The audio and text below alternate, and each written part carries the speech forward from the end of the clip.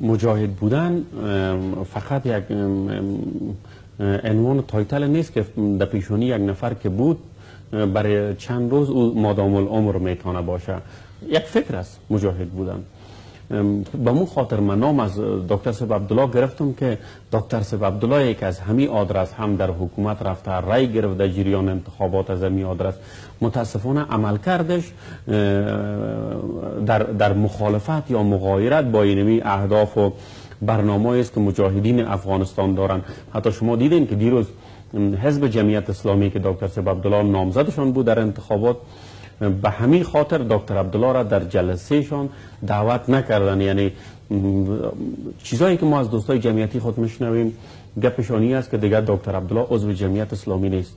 وقتی یک نفر از یک حزب مجاهدین اخراج میشه، خب دلیلش هم خیلی مشخص است که حتما تخطی کرده، پس شما از جمع مجاهدین آقای عبدالله رو نمیدونید؟ او مربوط میشه به خود دکتر صاحب عبدالله که عمل کردش ربط میگیره به مجاهدین یا هدف امین عمل کرد. نگاه ما فعلا این است که دکتر صاحب عبدالله به عنوان یک مامور حکومت کار میکنه که دکتر اشرف غنی رئیس از این حکومت است و دکتر عبدالله در این گرداب غرق شده. ای که دکتر صاحب عبدالله در گذشته از جمله مجاهدین بود و در هیچ شک نیست، ولی امروز دکتر عبدالله در نقش یک مامور زیر دست دکتر اشرف غنی و تیم حاکم در ارگ کار میکنه.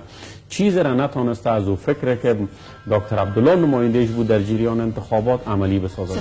بی نظامی کرده، همین نظام ضعیف را هم غنیمت میدانیم. اگر زیاد فشار آورده میشد بالای حکومت، متاسفانه رهبری حکومت از جایگاه قوی اجتماعی برخوردار نبود و در صورت سقوط این نظام هرج و مرج پیش می آمد. ما این پیش بینی های خود داشتیم و در هرج و مرج ما مردم افغانستان ضرر میکنیم. اگر نه شاید هر 2 ماه یک بهانه پیش می آمد برای تغییر نظام، نه تنها برای فشار بلکه برای تغییر نظام. به طور مثال ما و شما ملت مسلمان هستیم الحمدلله.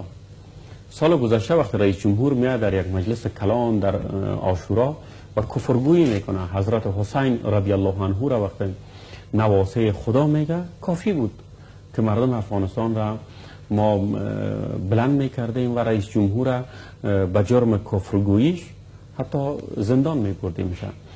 اما هرج و مرج متاسفانه آتشه که در این هرج و مرج افروخته میشه، دودش به چشم مردم افغانستان میره.